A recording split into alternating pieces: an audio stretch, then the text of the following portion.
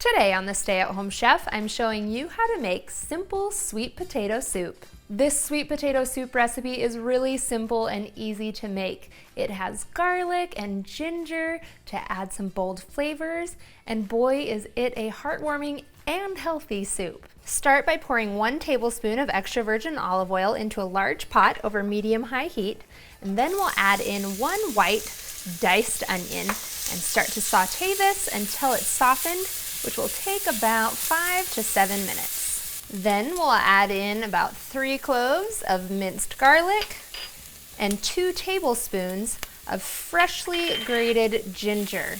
You want to saute this for about a minute. Give it just a little bit of heat to allow them both to release some flavor.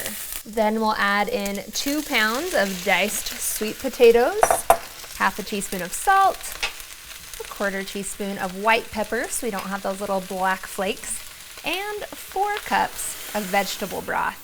We'll bring this to a boil. Let your sweet potatoes simmer for about 15 minutes or so until they are super soft. The amount of time it takes will depend on how small you cut your little pieces. Then you want to use a blender to blend this all up, so you can transfer it to a regular blender or use a hand immersion blender. Last, I like to add in 1 cup of shredded sharp cheddar cheese, which gives this soup some body, and boy, does it make it tasty. Once that cheese is melted, that's it. You are ready to eat. You can make it fancy and serve it up with a little swirl of cream or some sliced chives, or you can eat it up just like this.